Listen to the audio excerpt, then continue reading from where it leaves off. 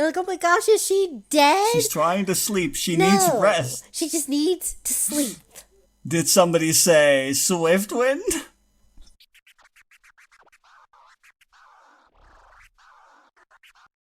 Hey, Zax. Hi, Jelle. I did it first this time. Yeah, we're really mixing it up. This is part 3. If you haven't already seen the first 2 parts, you need to go and just do that right now. Because Also, watch Shira before you do any of that. spoilers ahead, because today we're talking about the big cash money wad, Catra and Adora, and just the shadow weaving in their whole life. Yeah, just, the shadow that covers them. Because, oh boy. But yeah. So, buckle Let's up. just dive straight in, Yeah. I'd say. There's a lot to unpack here. I love Catra.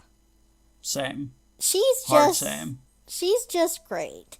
So I guess we should just follow, the journey of her basically. Yeah. From like we meet Catra and Adora during like some force captain training or whatever. Well, just basic horde training, like they're cadets in the Oh in right, the horde. yeah. But then Adora gets promoted to force captain. Yeah. Catra does not. But we do find out that, they did have plans. Yeah. Kind of vague plans to kind of like work their way up and one day become the ones in charge of the fright zone so that they can, make it what they want it to be. Yes. Make the horde what they think it should be. Right. But then things go down. Yeah, and we're going to get into the whole issues with Thamor in a bit. But before we do, I think we need to address kind of the elephant in the room, which is I feel like Catra gets a lot of undeserved hate. Yeah, online, like, there are places where people talk about Catra like she's really some sort of monster, and it's really upsetting, honestly. And I've heard people say that, like, Shadow Weaver, Catra was worse to Adora than Shadow Weaver was, which I just wholeheartely disagree with. Yeah, like, I don't see that. In particular, just because, I mean, let's not make a mistake. Of course, Catra does a lot of bad things throughout the whole series, and a lot of things she does to hurt Adora. And we're not gonna try and, like, talk that right, like, be like, oh, Adora deserved it or anything, because she didn't. No. Clearly. And we're not gonna, like, make excuses for Catra, but there are things that explain why this behavior exists. And if you then contrast that to Shadow Weaver has been an abusive parent to both of them, and I'm sorry, but I mean, also, I guess my bias is if there's one thing that I will not stand for, that I will, if you want to forever be on my bad side, abuse a child, I guess. Mm-hmm. Don't actually do that, for the love of God, please. But, like, if you consider that, Shadow Weaver is like at the core of most of Adora and Catra's, like, issues, like, with each other, with the world, with how they see themselves. And if you take that into consideration, then there is no way that anybody throughout the whole show has ever treated Adora or Catra worse than Shadow Weaver has treated both of them. And, like, so this idea that some people apparently have, where, Catra, where they, like, paint Catra as Shadow Weaver's abuser, or sorry, as Adora's abuser, it's just untrue.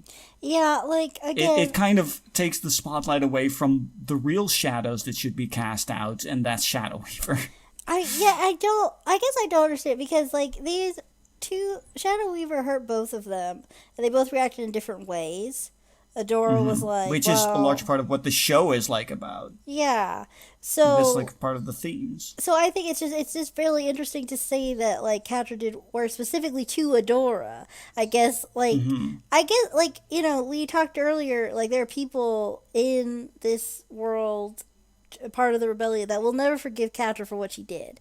And like that's fine. She did bad things and some people just aren't going to let that go. And that's their prerogative, and simultaneously Catra will have to live with that. Yeah. Like Adora tells her, like in the end of season 3, you made your choice, now live with it. Yeah, but the fact that people say that Catra is like past redemption really is just really interesting to me, and I just I don't don't see it. understand. Yeah, Yeah. I think what we got in all 5 seasons was very earned.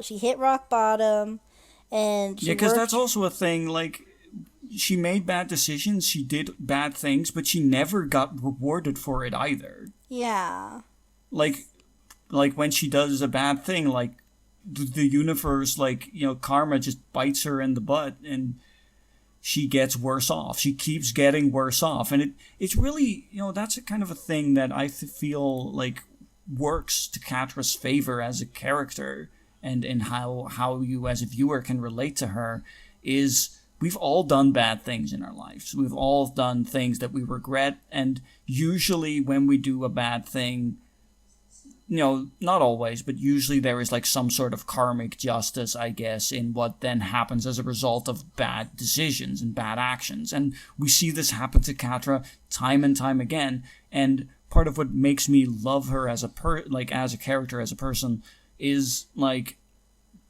basically when you watch Catra and you watch her, you see her do things, you want her to do better, to get better, because in a way she deserves better. yeah, Like, you're upset with her, and that doesn't make, and you're upset with her because she is her own biggest obstacle to happiness throughout the whole thing.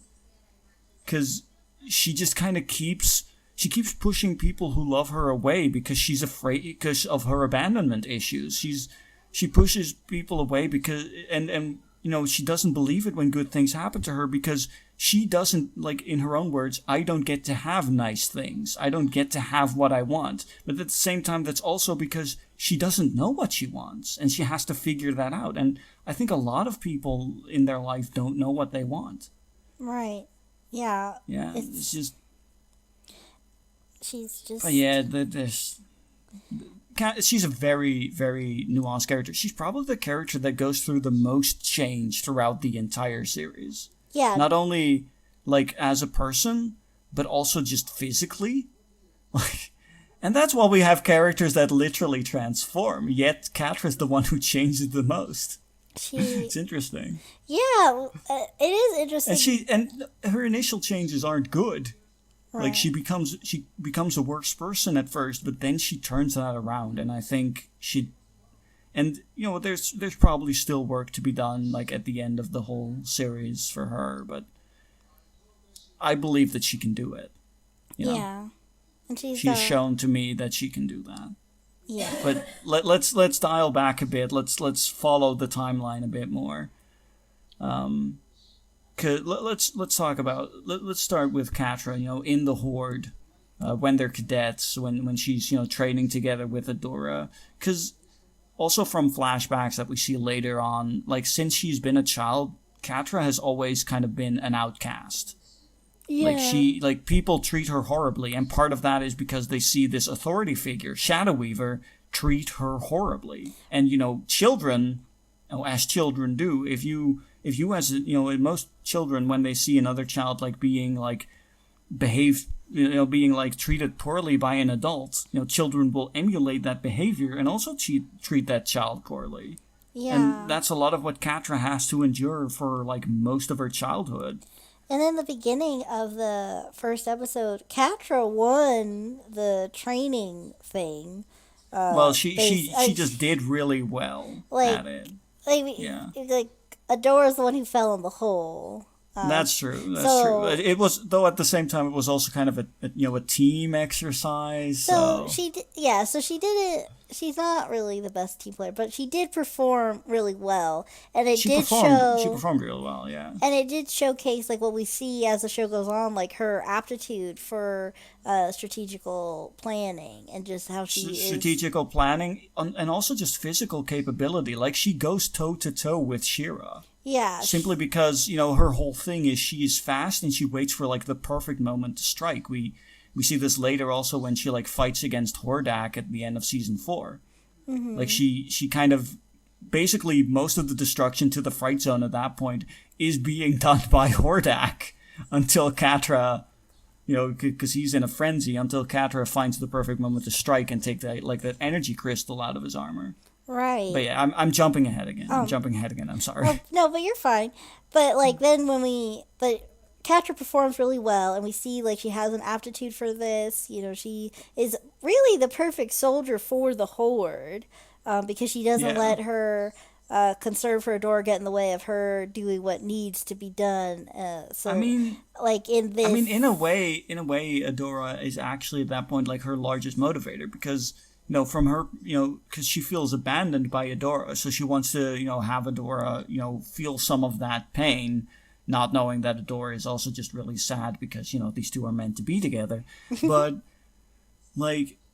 So she kind of turns this this emotional thing like this emotional pain into like her biggest strength, or at least tries to, like, because in a way like we talked about before, and we should bring it back a bit to this, I think, is we see in like first bit, like in the whole conversation in Thamor, like the part of the thing that indeed comes up is that whole thing of they have this plan to one day rule the Fright Zone together. right? And the thing is, after Adora leaves, Catra sticks to this plan. Yeah. She keeps trying to climb up in the Horde to one day be in that position of power where people can no longer hurt her in her eyes. That's why that's a large part of her motivation, is she just wants to be safe from people hurting her the way Shadow Weaver has hurt her entire life. Right. And then, and I think just in Thamor, since we're on it, I think it's just that pretty much launches the whole series because, like we said before, we're kind of just following Catra's journey and Adora's journey, and they're both sort of figuring out how to deal with the abuse that they've dealt with all their They've lives. suffered, and that Catra for a while yet continues to suffer. Yeah. Because she's still in the Horde, because despite being treated horribly and being called a nuisance and a pest and all that, and being physically abused even with lightnings, like with Shadow Weaver's like lightning magic that she does from the Black Garnet, like she still stays. Yeah. She still stays with the Horde, which is interesting. Like, I guess it's one of those cases of like how in abusive relationships people sometimes find it very hard to actually leave. Yeah, and I think, or even if, and that does raise the question, like, if Catra had joined Adora right away, at this point where she was, would she have even stayed? Because Would in you have abuse, stayed? Would there not still have been like a rift in their relationship? yeah, because like in abusive relationships, people like if they do leave for a bit, they can still go back. But then there's also just Catra, who, because of Shadow Weaver, like we talked about, like in the opening scene, Catra performs really well, and Shadow Weaver says, "Good job, Adora. Catra, you were trash as always." Like just Yeah. every interaction, Shadow Weaver will boost up Adora and tear Catra down, so she feels inferior, and that's just no matter Yeah, pretty much. that builds a lot of resentment from Catra to Adora, that Adora doesn't really. I mean, Adora. I mean, Adora probably at some level knows that the way Catra is treated by Shadow Weaver is not okay. But at the same time, Adora, what can she do? She's also just a cadet, just a child.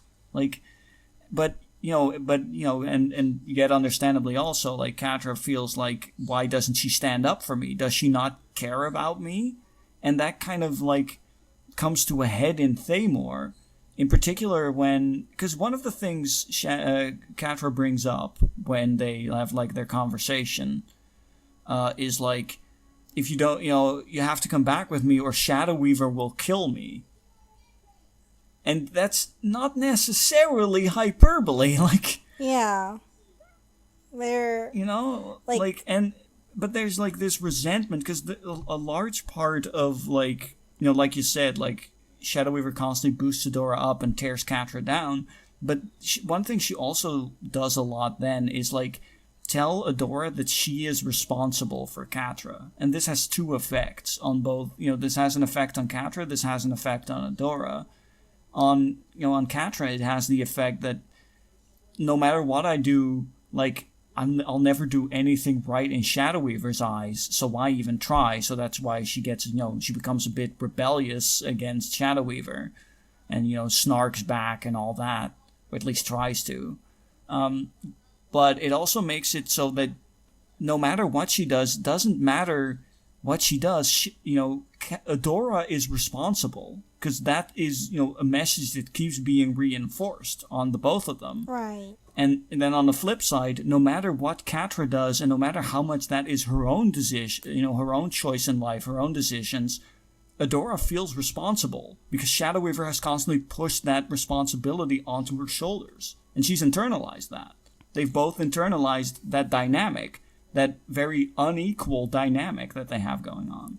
Yeah, I think one more thing that it all showcases is just that Catra very much just wants to be safe, and she definitely equates like a position of power as like being safe, and Adora is also what keeps her safe. So she needs to climb to power with Adora, and then she can be safe. And what happens on Thamor when Adora's like, "No, the Horde's evil. I'm nixing that whole plan we had. You can come or not, pretty much."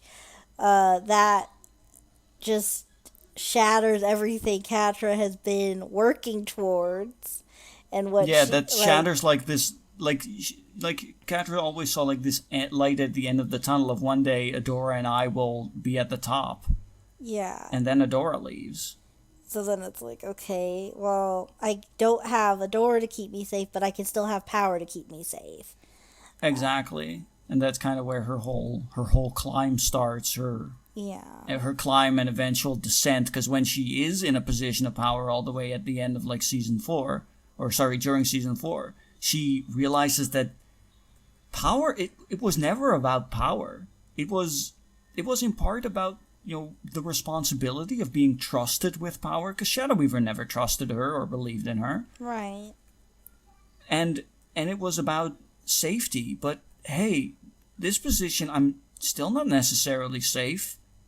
And yet the only place she did feel safe was with Adora. Like, she kind of realizes that position at the top doesn't mean anything if Adora isn't there to share in that with her. Exactly. But on her rise to the top, she does make a friend. True. So she meets Scorpia. Yeah, so let's talk about her again. I mean, I will never pass up an opportunity to talk about Scorpia. So Scorpia, Catra's kind of first friend that isn't Adora. They meet because Shadow Weaver, like, it's kind of a backhanded thing from Shadow Weaver's end, like, oh, you need a chaperone. Yeah. So here's Force Captain Scorpia. After Hordak made you Force Captain that I don't think you deserve because you are a nuisance and a pest and trash and I hate you. And it's like, okay, so here's Scorpia, and Scorpia just immediately is like, just to let you know, I'm a hugger, and just picks her up and big hug. And one thing that is kind of, and this is no fault of Scorpia, but this is something I feel does need to be pointed out, is when it comes to touching people, like, when it's kind of played for laughs, where when Scorpia hugs Catra, like, Catra tries to escape because, hey, she's a cat, and generally cats don't like it if you just suddenly grab them or pick them up, unless they really know and trust you, and even then, some cats might be like, no, stop that.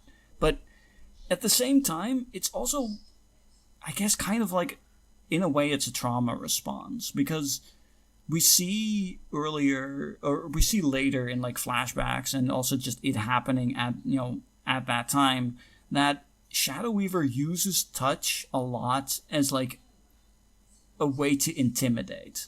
Yeah. Like, she touches like both Adora and Catra, she touches their faces a lot. Like Yeah. like in a way with Catra, it's usually a lot of like signs of dominion of like I basically own you. Like it's a power move. Yeah, she can be incredibly. And then when you take that into account and then have Scorpio, who does it all out of love and has not a malicious bone in her body, but when she then suddenly grabs Catra and hugs her, it kind of feels uncomfortable. Yeah, at least a little bit. But I guess it's also, I guess, kind of nice in a way because even though Catra is sort of like hand shy in a sense, it's still, nice that she's getting some like positive interactions that like slowly as it goes on she And gets used there to are it moments, and she needs a yeah. hug sometimes kind of thing. And there's even a few moments where she initiates touch, like in the Crimson Waste after they just captured Adora, like, and they're gonna hold this party. Like Catra just grabs Scorpia's pincer and pulls her along, and is just happy and just she initiates this touch, and I think that's an important factor. Is that Catra isn't like by nature like aversive to touch.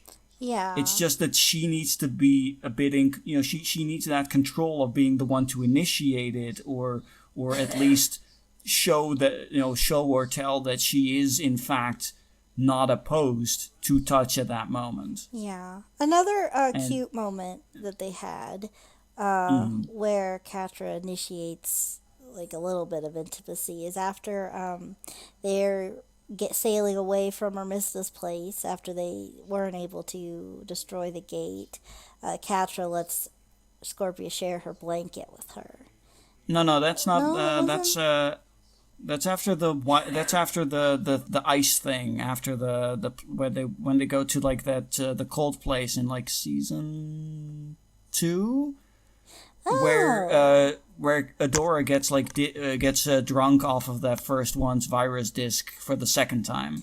And we get that thing where we find out that actually Adora remembers Catra's favorite number, and Scorpio's really jealous of that. But then because it's then after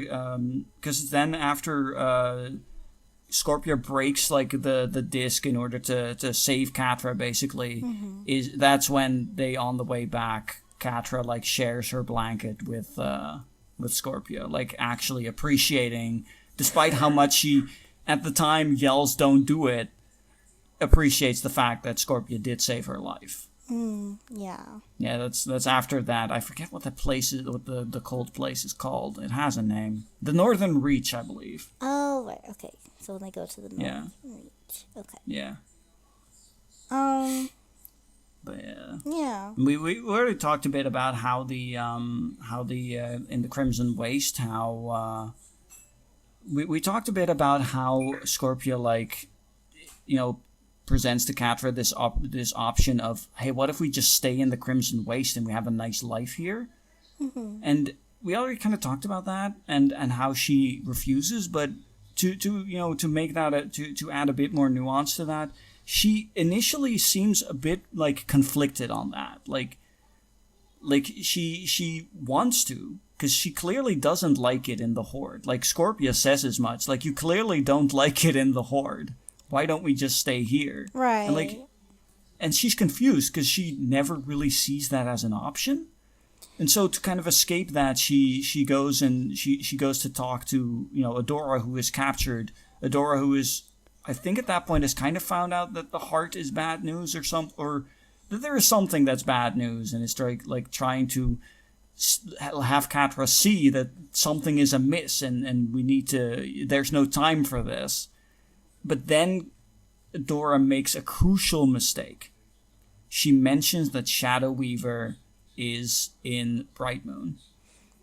And that is what sets her off. That's what sets her off, because that's like the whole, like, because if we look at that, like, that's season 3, and we should kind of take seasons 2 and 3 as like one season. Yeah.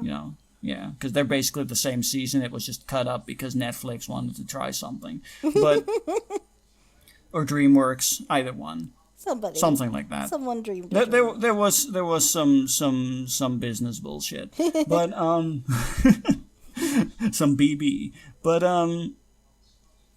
like because earlier in seasons 2, 3, there is there's Shadow Weaver manipulating Catra to let her out of the Horde prison Right. after Shadow Weaver has been like stripped of her rank and thrown in prison, and so there's that, and then there's like the immediate follow up of not only did she escape, manipulate me, escape, and that caused Hordak to send me to the Crimson Waste as punishment, but she also immediately ran back to Adora because of course she did. Yeah, I think. And that's what really sets Catra off and causes her to because she says, like, with tears in her eyes, she tells Scorpia, we're going back to the Horde.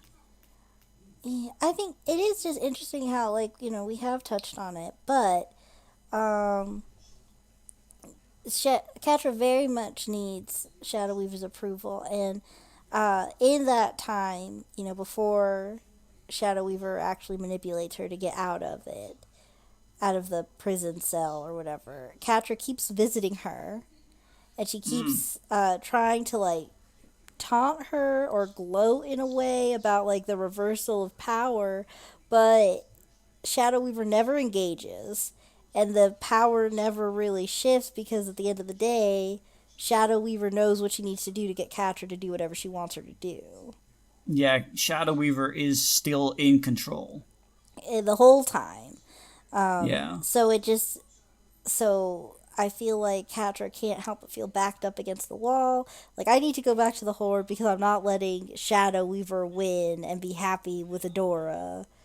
That's Yeah, just. and be like, Yeah. because very shortly after that, when they're back in the Horde, like Bo, Glimmer, Shadow Weaver, they infiltrate the Horde, and and then they confront Catra, and Catra like Shadow Weaver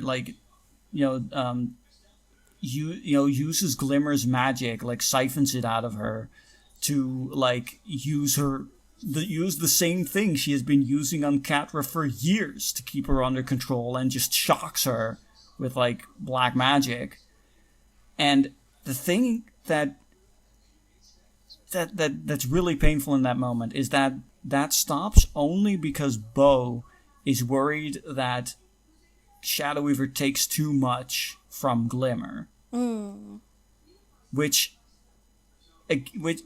just further like because while that's happening, like Shadow like Catra kind of calls Shadow Weaver out, be like, you made me this, yet you get to be one of the good guys, like, Yeah. because. And we can talk about that a bit more when we talk a bit more about Shadow Weaver, but it's like Shadow Weaver at that point, like she believes that just because she joined the rebellion now, that she is now a good person, or that she's now on the good side, and it's like, but she hasn't changed, she hasn't become a good guy, and Catra kind of just calls her out on it. Right. Like, not that Shadow Weaver, like, really then gets introspective about that, but just Catra does do it. Like, she points that out very clearly. Yeah. That this is not... You're not a good person now. You're just still doing the same thing, just in the name of a different thing.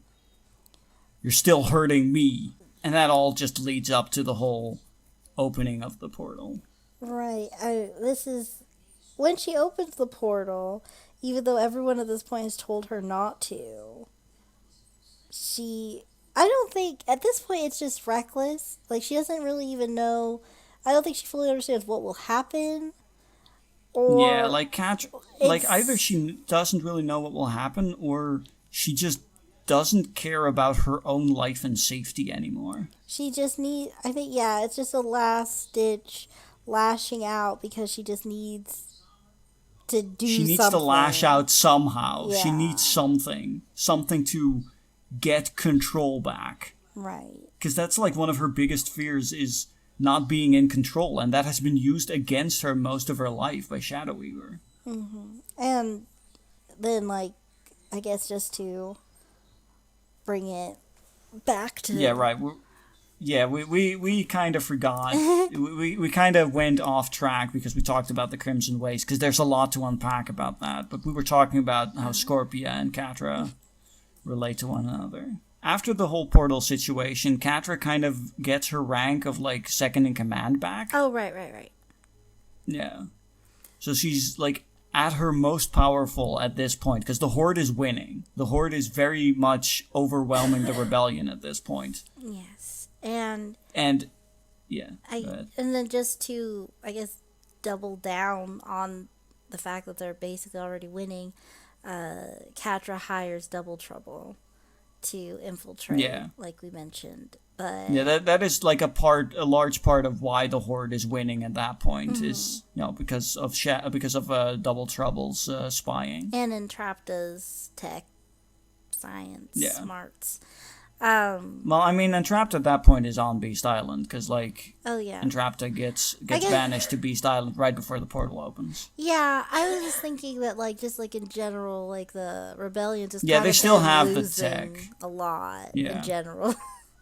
Yeah, no, that's true. I mean, that just goes to show that, like, there were years of stalemate. Catra gets in a position of power. Boom, the Horde is suddenly making strides. Yeah, they're just showcasing how incredibly, how skilled Catra really is, which makes it hurt all the more when Shadow Weaver still refuses to acknowledge the fact that Catra is really good at this.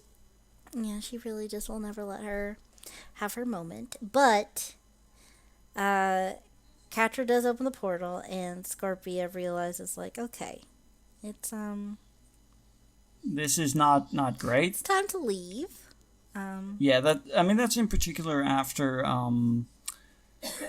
like in season 4 where Catra also just kind of really snaps at Scorpia and just generally treats Scorpia really poorly. Yeah, I think because at first she was just angry at the world, but I think when she started directing it to Scorpia, I think that was just like too much of a red flag. Like, okay, like, if I stay any longer, this is going to just end poorly for me, and I need to look out for number 1 right now. Yeah. And that's when that's one of the big lessons Scorpia learns is that sometimes you have to choose your in a toxic relationship you have to do what's right for you. Right. And at that point their relationship is very toxic.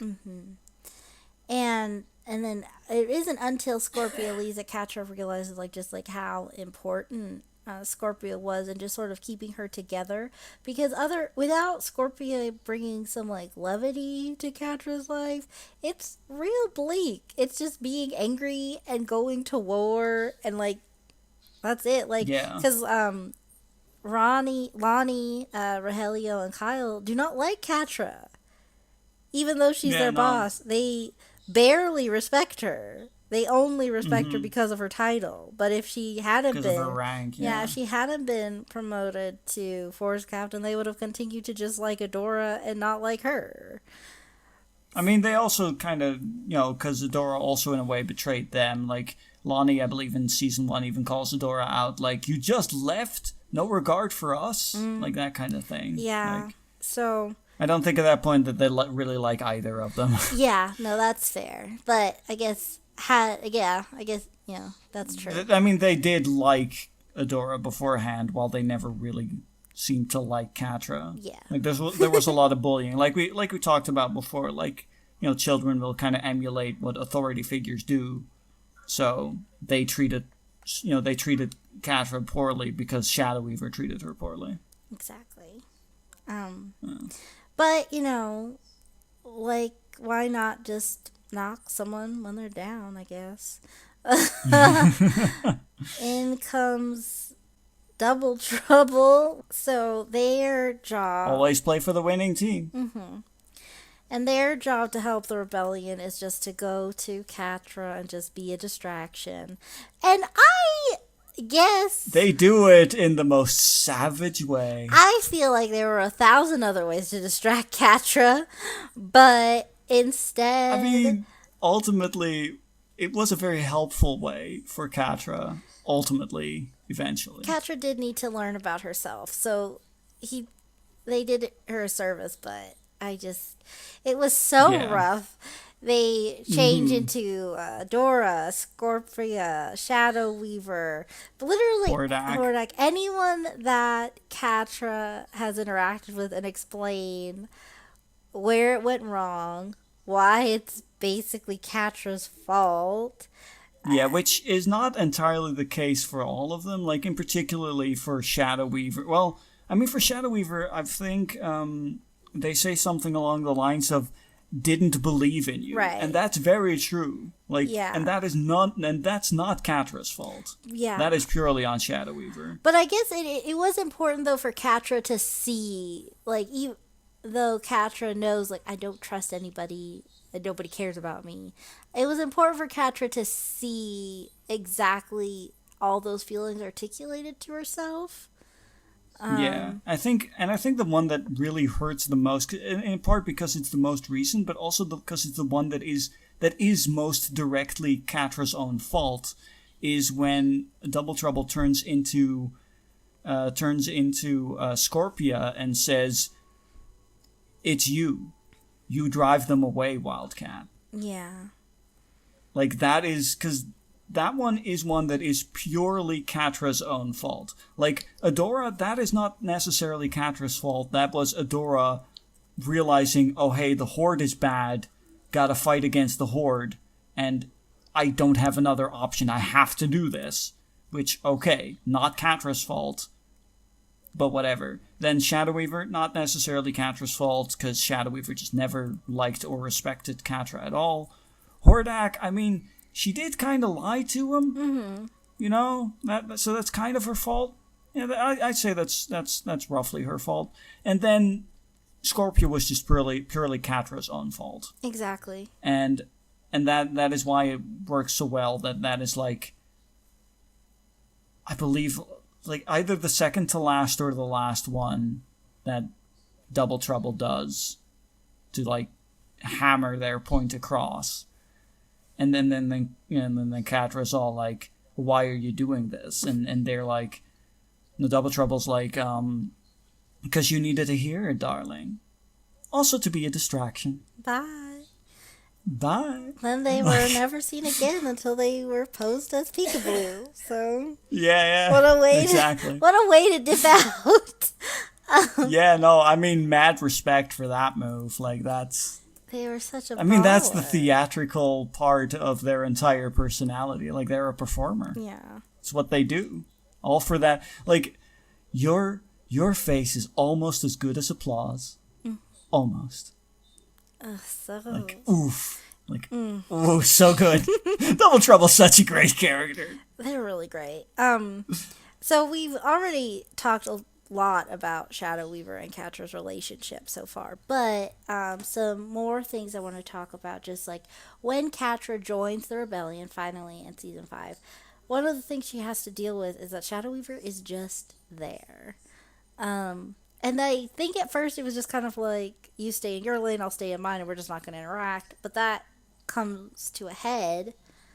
That that ultimately doesn't work because they still have to work towards the Right. same goals. But Adora kind of goes back to her original position in their lives as kind of the middleman. She sort of tries to directly deal with both of them, but when it comes to the heart, Catch, when The heart. they're going into Mysticor to do some infiltration and whatnot, but Yeah, and find out about the heart and the failsafe and all that. Catra is about to go in, and Shadow Weaver. In this instance, it wasn't abuse. Yeah, Catra was about to charge in. Shadow Weaver wanted her to wait, and so she grabbed her, and Catra shouts, makes a scene, and now their cover is blown. Yeah, I mean it's very understandable. Like, that's that's PTSD. That's a trauma response because all of a sudden, even though she knows, like, intellectually that Shadow Weaver wasn't trying to hurt her in that moment, it's like if your abuser suddenly grabs you like Right. that, like she just has this trauma response of "don't touch Yeah. me," I think which nobody should blame or could blame her for, but Shadow Weaver does, and Shadow Weaver is like, oh, there she goes, being a I think it's also disturbance. important. I think it was really good that that happened in a way because Shadow Weaver's first instinct is like, well, that whole thing was Catra blowing things out of proportion, but no one else sees it that way. No one's on Shadow Weaver's side in On her this. side. Yeah. Yeah, everybody's just kind of looking at her. Because that's also a thing you very clearly see in season 4. Nobody likes Shadow Right. Weaver. Like, they tolerate her presence Like, at she has best. not redeemed herself. She may or may not have good ideas, but nobody trusts her. And ever Yeah, because she might betray I us at think, any yeah, moment. people's general 'Cause, stance yeah. is like, whether or not your idea is good, we just need to wait. Like, does this help me? Because, like, okay, then, like, if this helps our big Does this help goal, all of us? Yeah, does this help all of us, or is this purely something that helps right? you?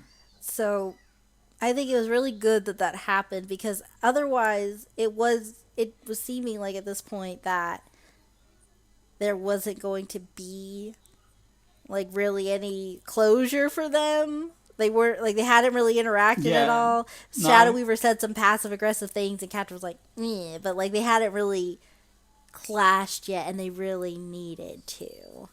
Um, Yeah, yeah, you're right. I think it just also very clearly demonstrates to everybody else that, because they all also know that Shadow Weaver's a horrible person, and I think in a way it helps for the the rest of the people who are there to kind of because Catra has already been like humanizing kind of herself, for in the eyes of like Bo and Glimmer, who have started to warm up to her as they're in right. space after probably one of my favorite episodes, Save the Cat, which, what an episode. Yeah. Oh, God, I love that episode. We'll talk about that episode in a bit, um, but yeah, it's like, yeah, I think it's very important that that bit happened, not just for that, but also for the viewer to remind us that, hey, this response, think for a second about why she does that and how much sense it Exactly. In makes. case you were Because at the time we were like watching with Bob, and Bob didn't have like hadn't seen like all of the series, so he didn't really know this. So, but when I pointed it out to him, like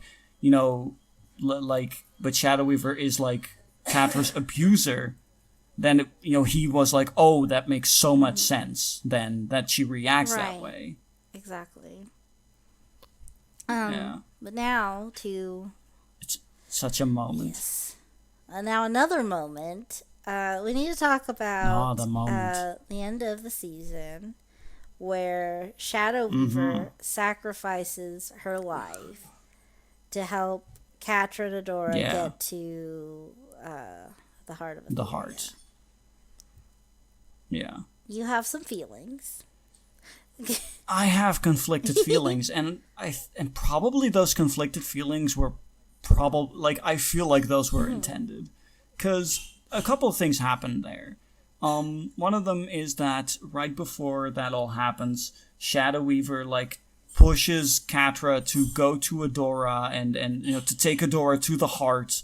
But Catra being Catra, because a character trait for Catra that has kind of been present that she then tries to suppress is that Catra has this instinct to save and protect people and to take care of people, because like at the start of the series when Shadow Weaver like starts like coughing because she's very dependent on like the energy of the Black Garnet to keep her in a fit state, because she's like a magical parasite due to the whole spell of obtainment thing that we won't really go into because it's not important right now. But like she still has this instinct, despite the fact that Shadow Weaver has always been this abusive person to her, to try and like help Shadow Weaver comfort her a bit as she's having this health this Right. attack.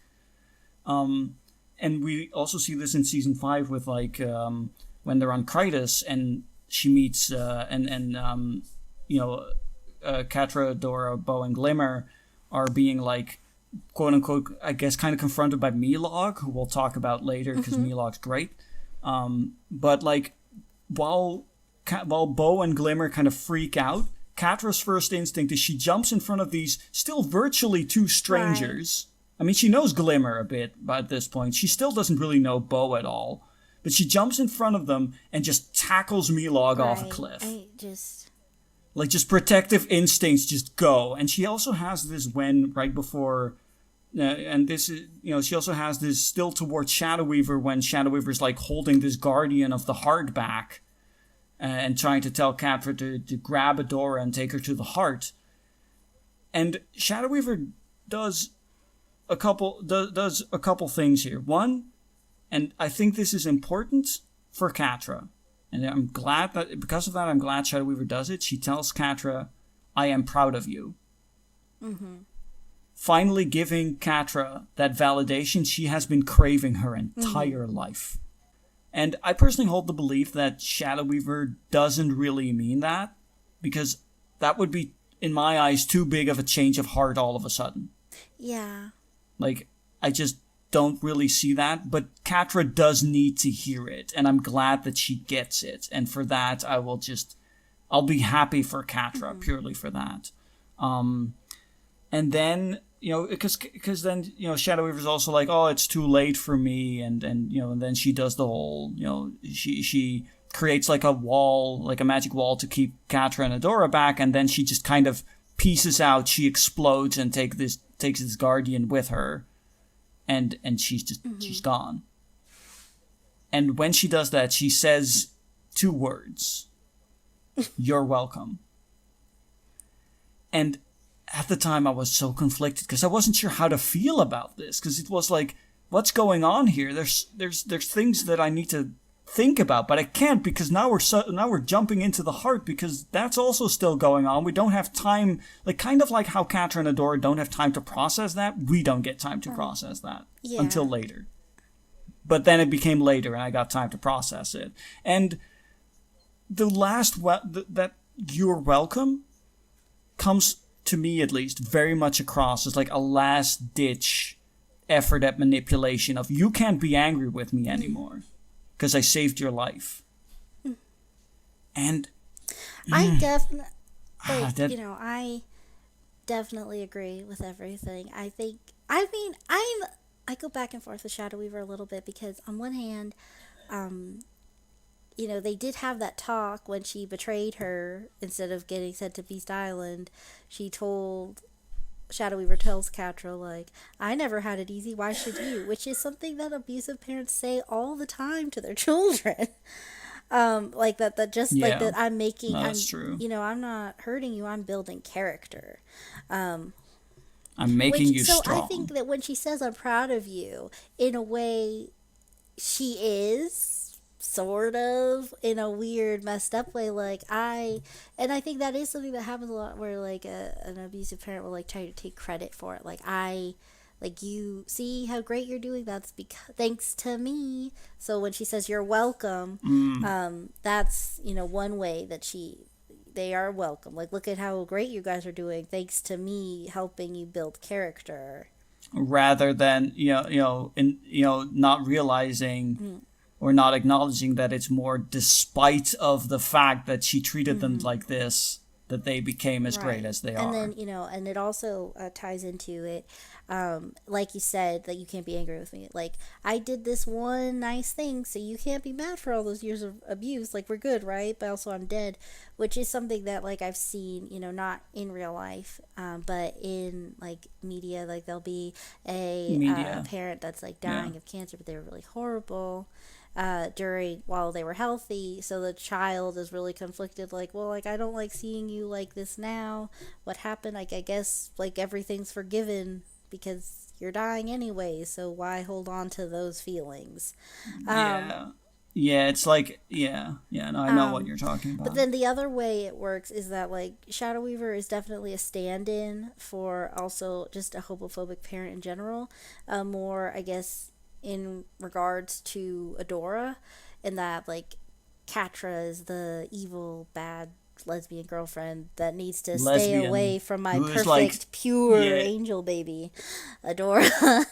mm-hmm, So when she yeah. sacrifices herself and she tells Catra to take Adora to the heart because she probably could have gotten Adora to the heart and just left I Catra mean, she got to Adora. heal. I mean, the thing is, the thing is that Shadow Weaver and Adora actually made it like to right in front of the Yes. heart, but then like you know, but then Adora wanted to turn back because Catra's Right. there. Catra's in danger. So yeah, so I think in a way when she sacrificed herself in this respect, she tells Catra like, okay, go take her to the heart, take her, and she's saying like, I get it, like I okay, clearly all I my think I think she's saying that also more so to kind of to Adora, like the point of I get it because I know what point you're getting at, but like this point of I get that your feelings are real and I don't approve, but yes, yeah. if you Oh can finish yeah. that thought. So. Um, yeah. So I'm trying to bring oh it back okay. to you. I was like, oh, I was just listening. No, you're I'm fine. sorry. Sorry, I don't want to I don't want to steal Oh your no, you're points. They're um your points. yeah So no. So she was just so like when she as the homophobic parent or whatever. I feel like she's saying like, I get it. Like what you two have is real. What I like, she's tried to prevent them this far, and it still hasn't worked. They keep finding their way back to each yeah, other. cause So she, yeah, cause like earlier in season 5, she tries to tell Adora like, oh, Catra's a distraction, and it's because of her that you can't access Shira right exactly. now, and all that. While we also earlier saw like in Save the Cat that it's because of you know because of how worried she is for Catra that she gets Shira back in the first place. New and better and improved Shira, who gets a new outfit and a new hairstyle that looks really good. Oh, yeah. But yeah, so she's finally, I think, one thing that's been consistent with Shadow Weaver is that she's not remorseful. She has made really no attempts to change. She just went with the winning team, similar to Double Trouble. Shadow Weaver is very set in her ways. It's a similar way that a homophobic parent could be like, look, like, I'm not going to stop you from doing what you need to do, but I don't like it, and I'm never going to like it. So sacrificing herself is her, making it final. Like, I'm not going to change. This is who I'm going to Mm-hmm. literally die not approving, but I'm not going to stop you anymore as much as I've been.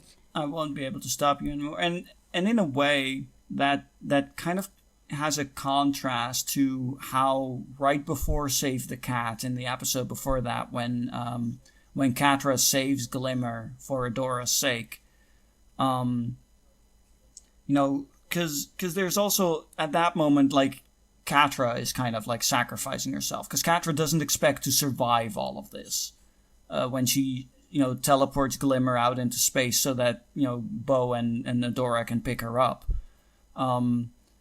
But a big difference is Catra doesn't say you're welcome. Catra instead says I'm sorry for everything, and that's like a big contrast. There is one of the basically two big contrasts there between Shadow Weaver and Catra is Catra uses her final words to try and make an apology, to say I'm sorry for everything I've done Yeah. to you. And she aims that mostly towards Adora, the person she has hurt the most. And and then and then the other big difference is Shadow Weaver when she does that, she just explodes, she's Yeah. dead, she's gone. No saving that.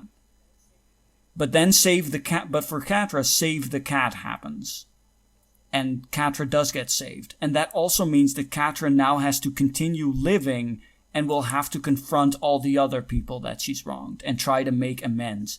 And we see her try that. We see her try to be a better person, and that is like the other big contrast is Catra actually has regrets and tries to become a better Right, person. yeah. Shadow Weaver definitely she tapped out of working on herself. She kind of took the easy way out Yeah. in a way. And it's like, and this is one of the things that kind of the whole show kind of opened my eyes to, is I've come to realize how kind of hollow the redemption through heroic sacrifice Yeah. is, because it doesn't leave room for people to improve and Yeah, become because better. like in both situations really, I think like had Catra just died on Horde ship and Or just become like a permanent yeah. part of the And hive if mind or Shadow something. Weaver well as she did, just sacrificed herself, it just you leave like with that sort of like lukewarm taste in your mouth like well they did this one good thing. Um did a lot of bad stuff too. Didn't But forget that. So I guess we just move along. and they Really. and yeah, like they're like I said, there's no room for Right. improvement to their character, and Catra does get that, and she grabs that Exactly. opportunity, and that's like the final part of like the biggest changes for Catra is she tries to make amends, and then of course there's also the bit where she has to realize that yes, Adora does love you the way you love her, but that's a problem they both have because they're useless Yeah. lesbians, you know. So in a way we kind of brought Yeah, it back to Lifetime. 3 parts later. yeah, But but yeah. so We talked a bit about save. oh Sorry, well go I ahead. think we were both moving along at the same time. Yeah, yeah. Um uh, Want me to do it, or what do you want? yeah, you can go. Okay, so I was gonna say we talked about. I mentioned save the cat a few times, and in that episode, Catra gets chipped and is forced to fight Adora, and there's some things you can say about this whole Yeah. bit about It's Catra being I forced mean, into I this guess because cult. it is interesting because, like, I feel like it is you people do get inducted into cults, so it can't just be that. That is a thing that happens. But we're also talking about how it's a Hmm. metaphor for conversion therapy, which is such a ooh, Yeah, that horrible practice of trying to make people be not which like gay. I know that there are people who choose not to you know get Right. into, but I think just like the conversion therapy is just where it's like ugh.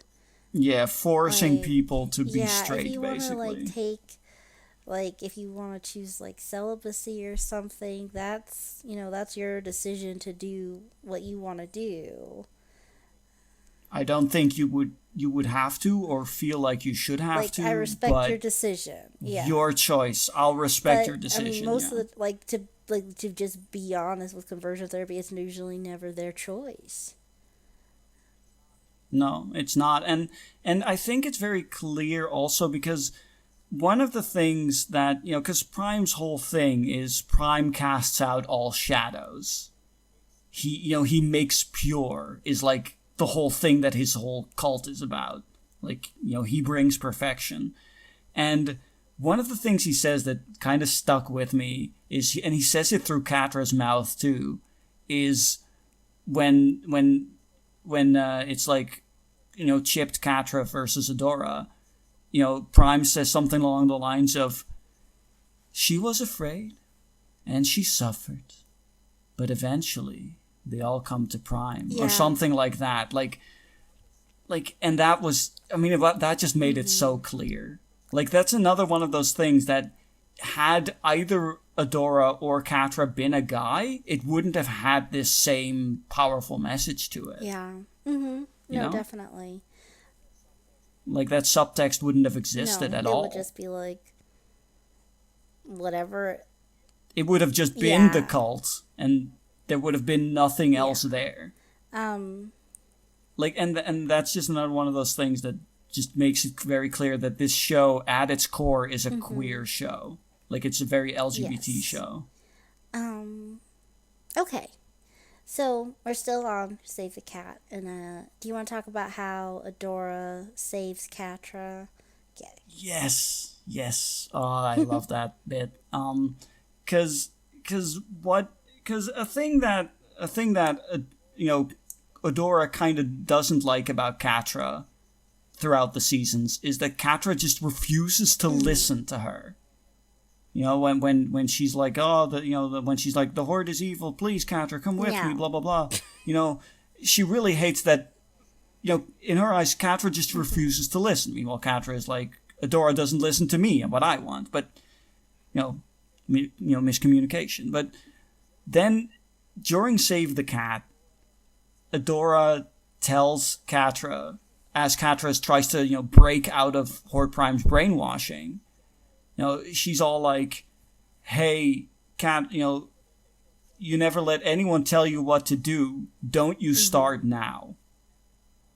And I love that. I love that so much. Like take this thing that you have, this core part of your personality, and use it to do a good thing. Break out of this mind control, and it partially works. It's not entirely enough, but that does give like Adora the like there is it gives Adora the hope. It makes it it sets in motion that Catra does in fact break out of it, which is great.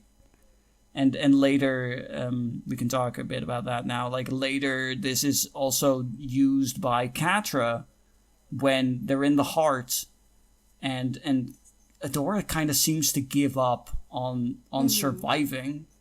Like she basically expects to die in the there to set off the failsafe. And then Catra's like, "You never give up, not even on me. Don't you start now." Yeah. And I love how they do this for each other. It just Like it's just so powerful. it's those. I keep saying that a lot, that it's powerful, but this is also She-Ra and the Princesses of Power, so I feel like I You're am well allowed within your to. rights right now. I think. Gosh, it really. I really have nothing to add to anything you said right now. They're just.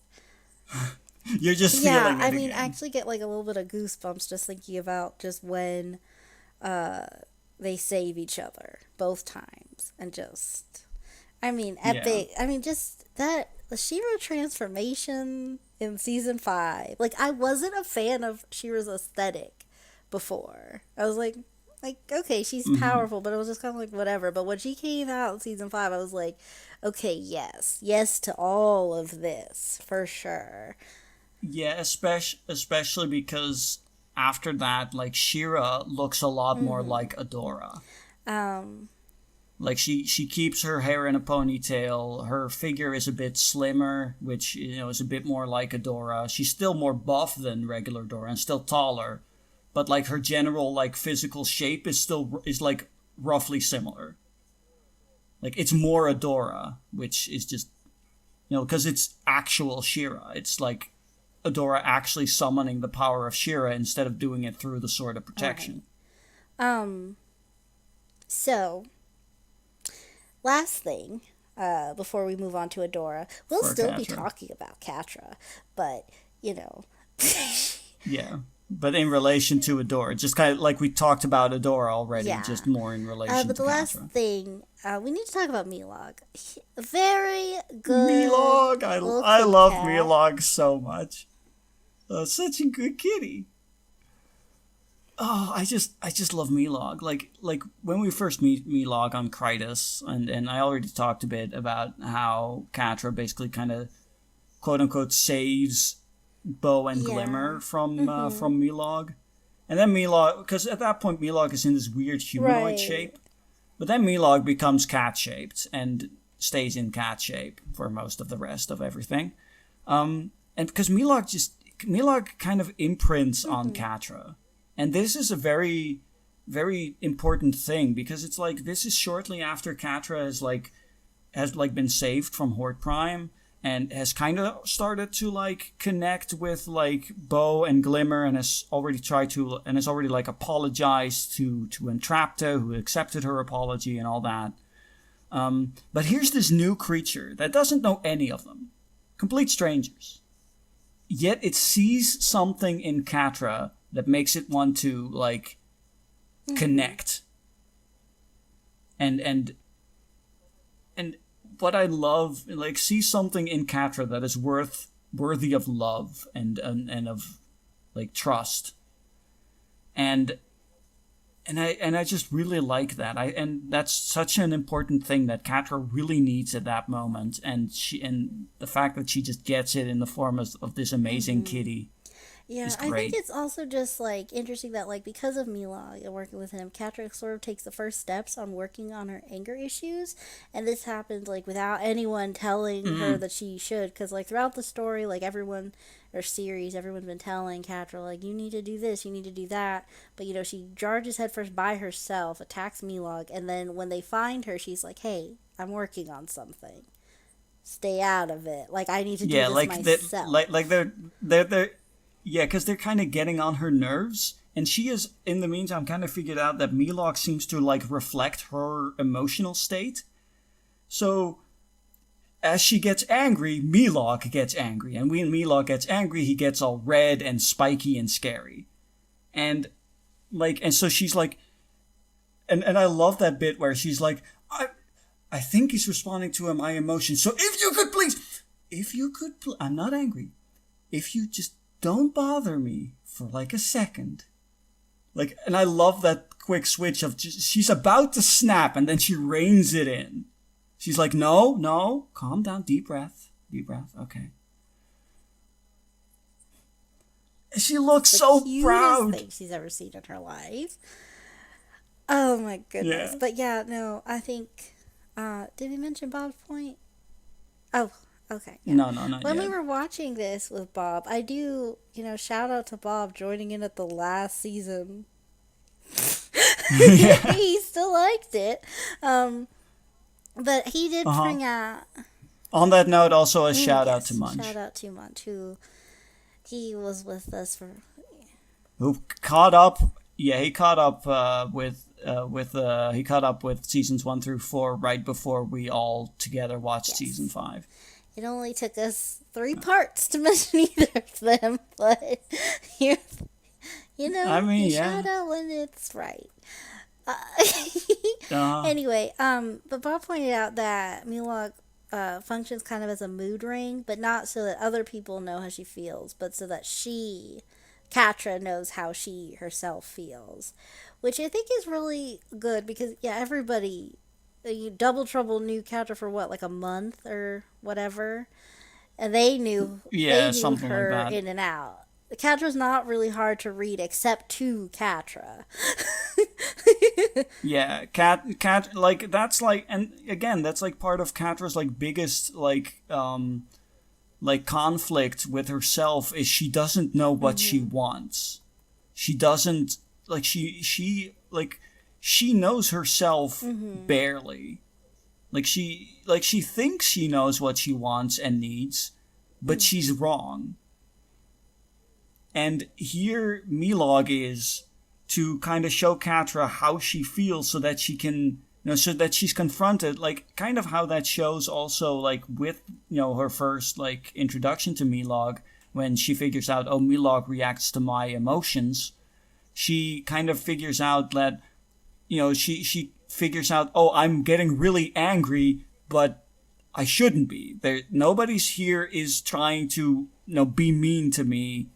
But I'm getting upset, so I need to take a step back, take a breath, just tell them that just don't bother me for a second, I need a moment. And they listen, and that's important. Like, it goes back to good communication and telling your friends how you feel so that you can all, keep the peace. And I just really like that. I also just really like how Milog is basically just a therapy cat for a very angry cat. That's great. I love that. So wow, We've been talking for a while about there's Catra. a lot to cover. There's a lot So to we're gonna cover, yeah. talk about Adora now, and so we're gonna go all the way back in time a bit to season one for a second. Um, Mm-hmm. one thing that I think I noticed first was just she immediately gets her entire worldview shattered. Finds out that her mother is Mm. evil, and it doesn't destroy. And that the Horde is evil. This thing that she fights Yeah, it for is doesn't all bad. destroy her. She immediately is just like, okay, well, pick it up, pack it in, time to join this other team. They seem like they know the right way. Um, Yeah, like, and they've showed me also, evidence of, oh, this village is destroyed. also Oh just no. when she learns what a party is in Baymore, it was just like, oh, you've never had anything before. And I was Yeah. with Bo 100% on giving Adora a nice little party that she needed. Um, Yeah. but Yeah. it is worth noting that she got to have like a little childhood for like maybe 5 seconds. And then this, Yeah, and then the then the war is here. Hello, tanks. yeah. Hello. So, um, but in the first season, we hear a lot about like Mara, and we meet this character Raz. And Raz is Mm-hmm. an older woman who, uh, we're not really clear on, yeah, What she is, how she is, how what her relationship is with yeah. time. Like she seems to kind of jump back and Yeah, forth in so, time. but she knew Mara, the Shira before Adora, and Yeah, 1,000 years ago. she's at least that old. um, She's at least and when we see her with Mara, and we're gonna assume that she just was that way then as well. She has been old yeah, since then. because she looks exactly the same in the flashbacks. But it is interesting. There's all these components of just like Adora's relationship with both of them. At first, Adora kind of uses Raz as like this guide, and is like, okay, well, just tell me what to do. And Raz like kind of shows like I can't. I can just help a little Yeah, bit. what I really like about that is it also basically Raz immediately calls out like Adora's need to be told Mm-hmm. what to do and what to think, because she just she just basically just calls Adora out as is like, so you didn't know what to do, so what you did was you ran into the forest and asked the first old woman you came across what you should do. Like you need to figure that out Yeah, yourself, which is dear. just that's true. Um, then Yeah. Like that's a big part of like what Adora needs to do to and become a then in better relation to person. Mara, just she's in the beginning, Adora is constantly told like, Shira did this, so she feels that she has. Yeah, Light Hope. Light Hope tells like it says like that Mara is responsible for like the stars Mm-hmm, being gone, and that Mara made a mm-hmm. So she's mistake. like, okay, I've got like this. First of all, just the title of Shira. I have like these big shoes to fill, and Mara messed up. I have Mm-hmm. to fix that, and I have to be better than Mara. Um, but it Yeah. was, when when Adora realizes what Shira was for, uh, and she finally realizes that Mara was Yeah. right to do what she did before. She breaks the Yeah. sword, which is such a power play. Oh, I love that scene a lot. Like in order to like say prevent the heart from going off, she destroys the key, which is the sword. One thing I also really just real quick going back to Roz is one thing that that makes it very clear that Roz like that she kind of like goes back and forth in time is that sure she calls you can kind of draw like a parallel if she's an old woman, she's an old woman when she calls Adora Mm-hmm. Mara, but we also find out that in the past she called Mara Yeah. Adora. So it's what Like is. she like there's actual kind of a time travel thing going on there, because Mara in her like last recordings for Adora, she very specifically talks to Adora because Roz told her that there will be another Shira and by the name of Mm, Adora. and that just adds to this wonderful little mystery that is Madame Raz. Yeah. Yeah. Just wanted to Oh no, note that I real like quick. that's good. I guess final thing on Adora's relationship with Mara, and I fully admit this could, as much as there is to analyze on this, I'll even admit I could be just reading a bit too much into this, but I feel like Adora's relationship with Mara is kind of a metaphor for an older sibling who pursued some sort of happiness that went against what the family intended, be it like career, Like like could even be, career. yeah, career could even be It a could be a gay gay thing. It could thing. also just be like you went to art school instead of business school and you're bad. It could be literally anything, but then the younger sibling is told like that sibling's bad. Don't Don't do be what like they their did. brother or sister. And it's just sort of then once the younger sibling is older and knows more, they can actually, see everything that isn't black and white, and they can actually make a decision for themselves on like, well, actually I think that I support what my older sibling did, or I get it at the very Yeah, least, that sort of thing. And I think that yeah. And I wanted to just add to that real quick is that not only was Mara not in the wrong, she was actively trying to save the planet. yes, So she was actually in the right even. Like specifically doing the right thing. exactly. Um, Yeah. so then like let's just we mentioned her already. Oh yeah. Not Yeah, there is a person from who Adora heard all of this about Mara being trash, and that's And Light Light Hope Hope. is just so interesting to me. One, because like let's before we get into like this, Light Hope was into Mara. Like they I don't people say it was like mutual, but I mean at the very least I'm positive that Light Hope was in love with Mara. That's the only thing I'm sure of. I mean, I could see it being mutual, I'm definitely. But for sure, there were very gentle feelings from Light Hope yeah. to Mara. Um Yeah, even if Light Hope might not have always understood them yeah. equally well, because So she's an AI. so that was just interesting that like, after this she was basically reprogrammed to like, okay, Mm-hmm. well, Mara gypped us, Light Hope, so activate the heart at any cost. Yeah, like that becomes like her sole reason to of existence is just she is now made to want to activate the heart at any cost. It goes so far as that actually Light Hope is the entire reason Adora is on Yeah. Etheria. Which, oof. Like she basically kidnapped I mean, Adora top as a 10 anime baby. betrayals, am I right? Like, I mean, here's the thing about Light Hope. Like, from the very first time we saw her, I was like, I don't know about this character. Like, I wouldn't be surprised if it turns out that she is actually evil. And lo and behold, I yeah. called it. Like, I called that she couldn't be trusted. um, Yeah, like, yeah. yeah. I'm still proud of that one. We find out what it means when they ask, will you fight for the honor of Grayskull? Which, that Yeah. is Mara's rebellion group.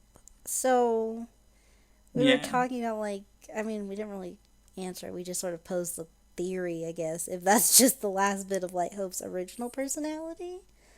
Um, Yeah, like, because that's the thing we finally found out. We finally find out in the final season what Grayskull is, because that's Adora's catchphrase when she transforms into She-Ra. She says, "For the honor of Grayskull," and so we learn in season 5, oh, Grayskull, that was the rebellion group that Mara led against the first ones as they tried to colonize Etheria and and take all its magic. But Light Hope asking the question of will you fight for the honor of Grayskull kind of brings up the question of, does this mean that there is still some of the original Light Hope in there? And I think that was kind of also further proven by the fact that when because Light Hope, when Adora is trying to is just trying to destroy the Sword of Protection to stop the heart, like there is this bit where like Light Hope is trying to stop her, and Light Hope is like is saying don't do it, but you see she kind of glitches between the words don't and do, which makes it she says the sentence don't do it, but it comes out more like don't and then do it. Like, do it. Like, please do it. Stop me. Yeah. If you pay a bit of attention, like it's very clear that at that moment, like Light Hope is also super hard trying to resist her reprogramming. With herself. Yeah, like I think it's even kind of seen where she actually stops herself from trying to stop Adora. Where she stops, moving her hand to bring the sword up, allowing Adora to bring it crashing down and destroy it. And after that, Light Hope is just gone. I kind of miss her. And then we get like the new, whoever that new hologram is, I guess, that works for Grayskull. I mean, that was that one just asks. That one very much responds to the whole thing of what's it called? That's just a whole thing where they tell the hologram like that they are friends of Mara, which is like the secret phrase to get to the stuff that can stop the heart. I think that hologram isn't necessarily really one with a personality. That one is just like just a computer. And so like that's fine, but like we just it's sad, but at the same time probably for the best that Light Hope is gone, because now she no longer has to fight that reprogramming, and she could just do all the things that like Mara wanted, that Mara stood against. So we pretty much covered everything we need to cover on Shadow Weaver, but just to summarize, just specifically to in relation to Adora, she gave Adora her hero complex, and like for the most part, yeah. I mean, just it's a lot of that how she pushed like responsibility for Catra onto Adora, and also how they were all she was always like, we're gonna do great things together, and that whole kind thing, of stuff, I think, like, and because I think we should definitely acknowledge that, because we should definitely acknowledge the fact that Shadow Weaver, in a very different way, but was also very abusive, like emotionally more so than physically, but in a very different way abusive to Adora, because all of this responsibility, all of this pushing, all of that, like, sure, Adora was Shadow Weaver's golden child. That's not a good thing to be. Yeah. Like, this definitely launches, I think, Adora's biggest problem the whole series, is that she refuses to put her own happiness first. And we sort of go through this like the whole time. I think we started to notice it, like we started talking about it during our watching of the show, when Jelle sacrifices herself, and she's like the first person to tell Adora, not everything is your fight. We can help you too. Yeah, like, because that's like. Because we talked about Angela's sacrifice before, probably the most heroic moment in the entire series. And that's the point where like I said, like Angela kind of leaves it all to the future generation, leaving it to Adora and Glimmer and Bo and the Rebellion. And she, like you said, she's just the first person to really tell Adora, like, that this isn't yours. Like, this isn't your responsibility. I'll take this one. Exactly.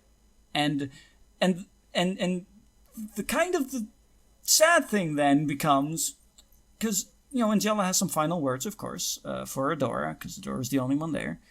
And what also makes this clear that that Angela recognizes that Adora tries to take too much responsibility as well, is she asks Adora, or she tells Adora that you, meaning, Adora, Glimmer, Bo, and everybody else, that you take care of each other.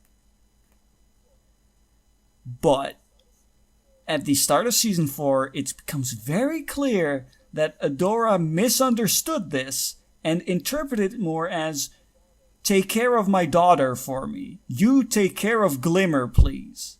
Which is like part of what plays into like the whole conflict that Adora and Glimmer get into, because, Adora is then so focused on protecting Glimmer and making sure Glimmer is safe that, again, Glimmer, who has just become queen, who has just come into a lot of like authority, suddenly feels like her authority isn't being respected.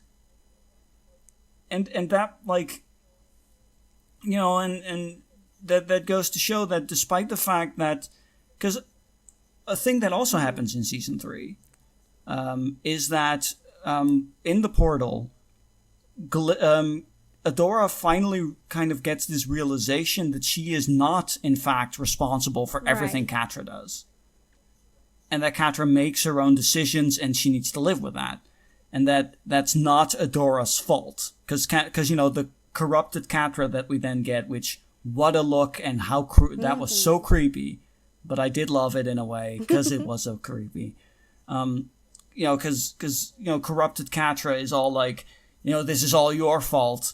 And then Adora finally gets you through her skull like, no, it's not. This is not on me. You did this. You live with it.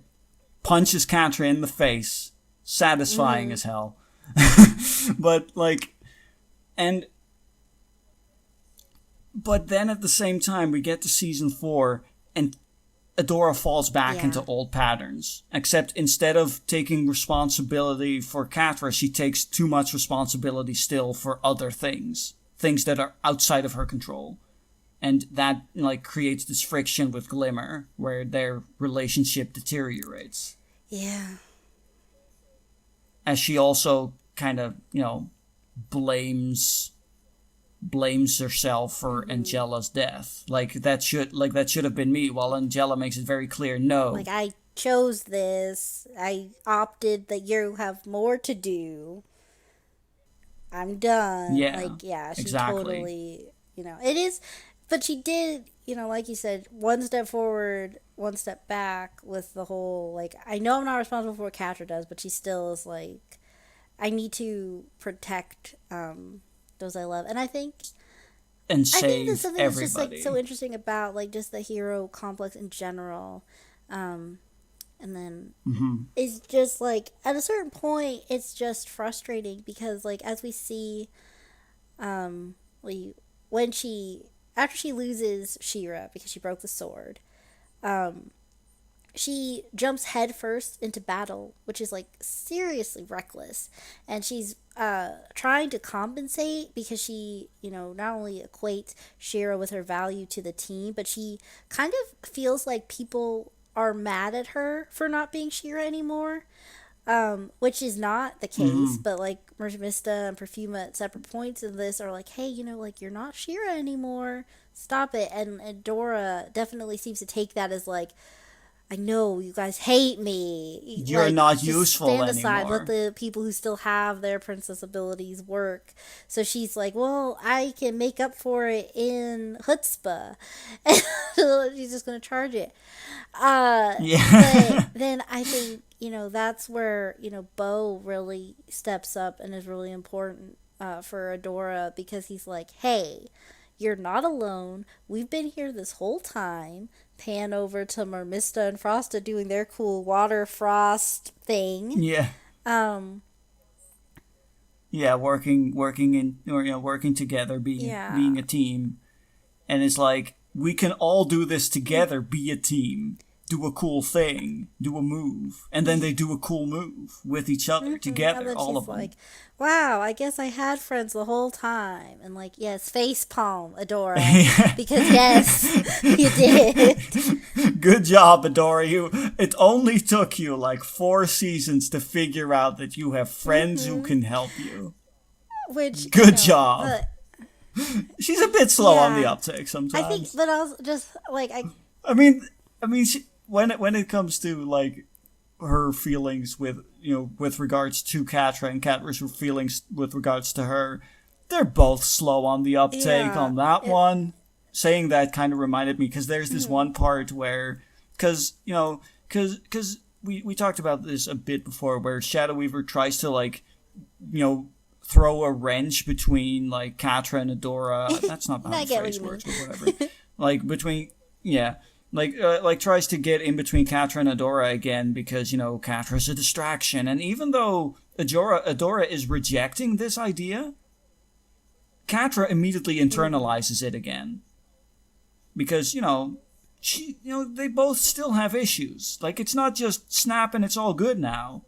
Like they still have things to work on, and I'm glad that the show shows this by having these conflicts still. Because like. Because then it's because and also just a really good line at that point is like at that point like Catra tries to leave because it's like I'm just being a distraction, and she leaves, and then Milog like kind of stops her and just jumps on after Catra already has left, Milog kind of jumps on top of Catra and probably in cat speak says something along the lines of, "But you love Adora. Why are you leaving Adora? Like I don't get it. What are you doing? You're not happy with this decision. We can there. I think Yeah, like I can feel this. I'm plugged into your that is one thing, like emotions." we basically touched on, but just to like finalize the point, I think that is something that's interesting about Catra is that like one thing that she still has to work on even after is that once she's decided something, even if she immediately is like, actually I'd probably be happier just not, she's like, once I made the decision I need to carry it through to my detriment. Yeah. She keeps doubling down on bad decisions, and that's something she does throughout the entire series. That's why things keep getting worse for her. But like but here and then Catra says the line of like, "But Adora doesn't want me, not like I want her." Which is just a clear, like, I am so romantically in love with her, and it's like, everybody's like, yes, we know. Got just, it. just go to her. She We've wants you been too. known Please. it. Oh. You useless lesbian. Yeah. Like, actually, so, though. and just, back to, but we are on Adora time. I'm sorry we went back to Catra. I mean, Adora does the same thing where she is so surprised when she finds out that when Catra says "I love you," she's so surprised, and it's like, why are you surprised? Like, you went back to space. You fought Space Cult for this cat. Yeah, you fought Space Cult for her. She fought Space Cult for you. What even? What Come was on. the question? Why was this ever in doubt? The whole thing Before, where Adora back to Adora being a hero too much. Well, I guess that was what we were talking about, and Bo helped her and was like, "Hey, you got friends, cool." One thing before we, I just let's talk about how Bo needed to keep daddying up on her, and like she's physically exhausted because she doesn't have Shira's, I assume, regenerative powers at this point. So she doesn't have Shira's like supernatural she's barging abilities. into the tent and they're like, "Adora, we need you, we're all gonna die." And Boba's like, "Shush your faces." They're like, "Oh my gosh, is she dead?" She's trying to sleep. She needs rest. She just needs to sleep. Did somebody say Swiftwind? I just love that Swiftwind head, and he like pushes her head onto the pillow. Yeah.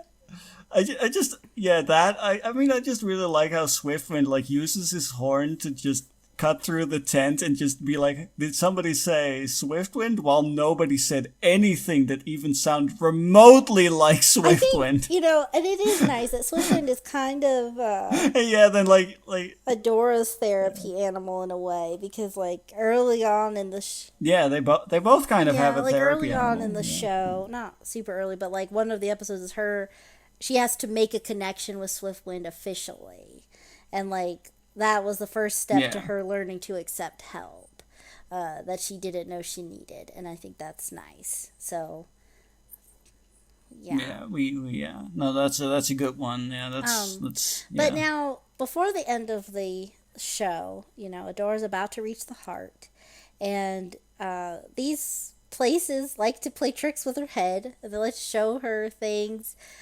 Yeah. These first ones can Yeah, like so they buildings. usually Yeah. show her flashbacks of when she was a kid with Catra. But in this, What's interesting about that bit, actually, we can talk about that a bit, because that episode is probably one of the best ones of season one, the episode Promise. Is that it's interesting, like, how the castle initially seems to try to mess with Adora's head, but ultimately it kind of changes its target and messes with Catra to get Catra to resent Adora more. And kind of like the idea, because, Light Hope also kind of that was the thing that mainly set me off, was, Light Hope was telling Adora to let go.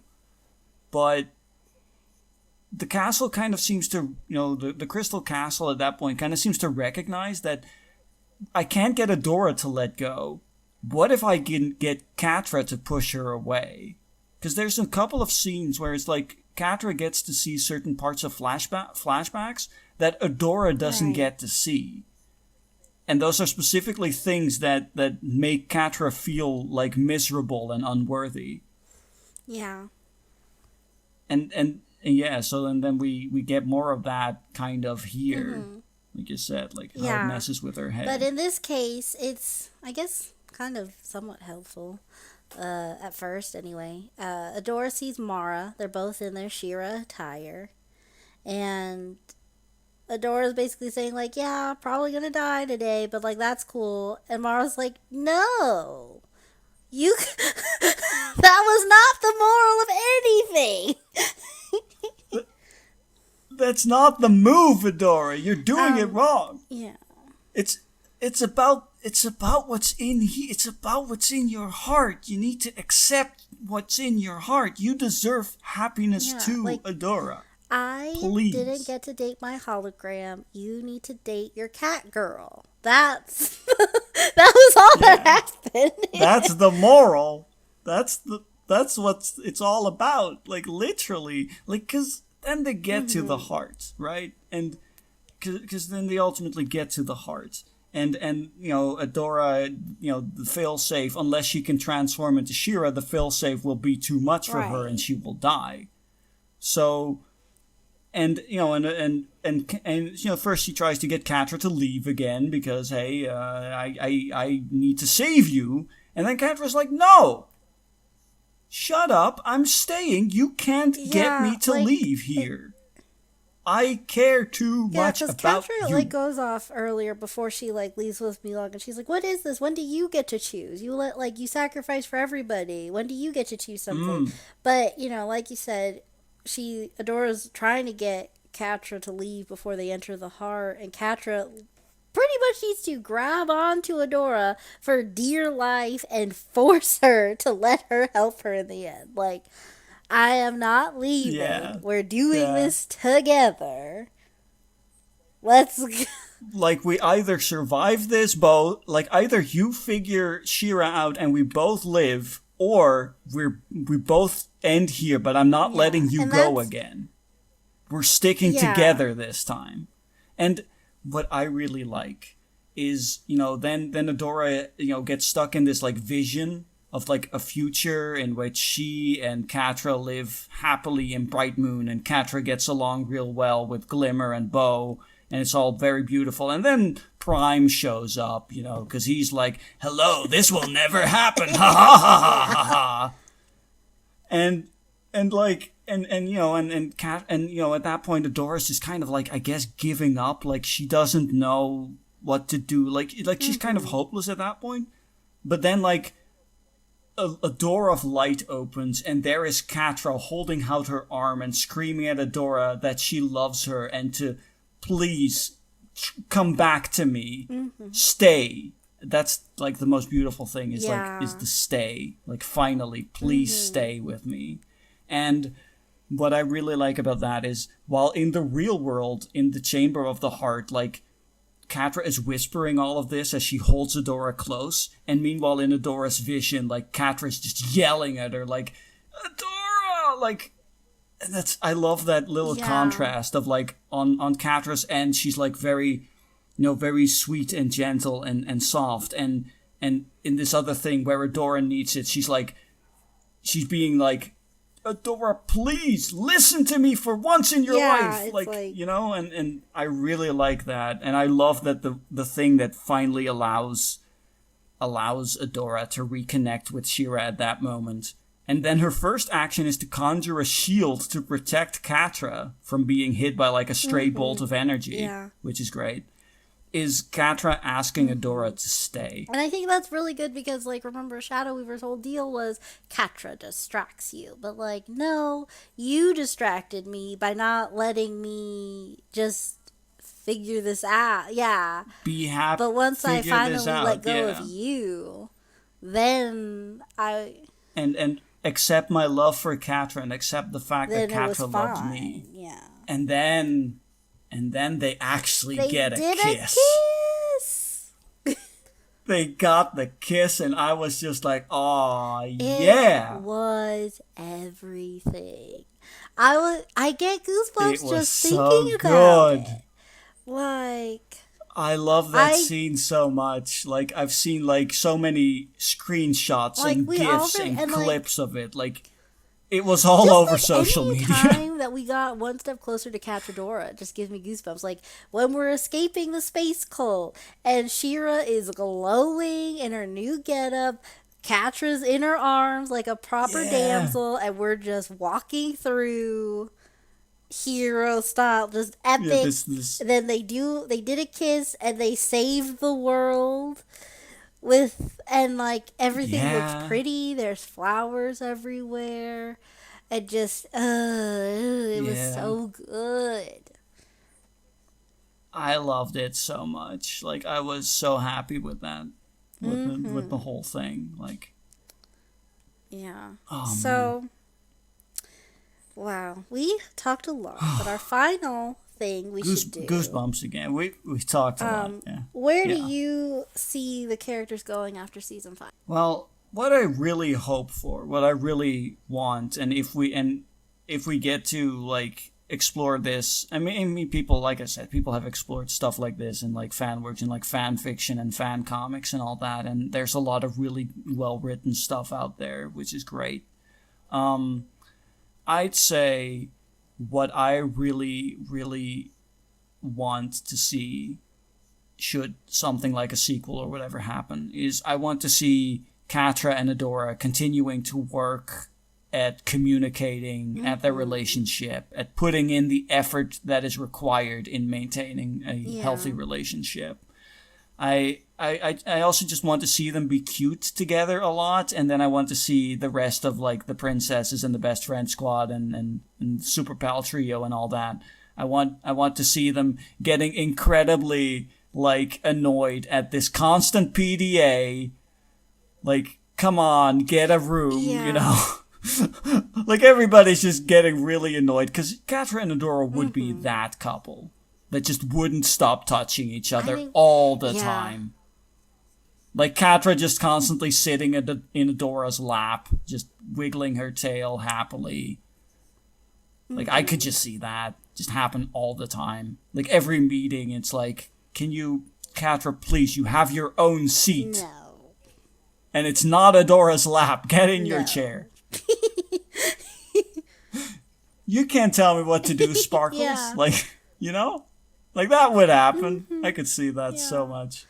I think I definitely agree with you. I do want to see Catradora continue to work on themselves because, like, they're not done.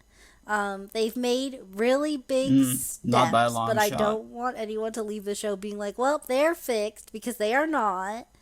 They're like maybe They're not. 17 to 19 years old. No one is done in any respect, especially given their life story. So they're going to continue to work on that. If we do get a movie or a web series or any more Shira anything, I need lots of Scorpia and lots of Huntara. And you know what? And I need more Seahawk. I need a lot of more Seahawk because they denied me the Seahawk that I deserved. Yeah. No, that's fair. That's fair. That's I'm not gonna think otherwise. I'm not gonna think too much about what kind of plots I would like to yeah. see happen. Like there's a lot of things that they could do. Like there's the kind of the sequel hook that exists in there where it's like bringing magic back to the entire universe. I mean, Angela technically still isn't dead, I guess. Like she's still just stuck in a like in a space between dimensions. Like I guess there could be a plot to get her back.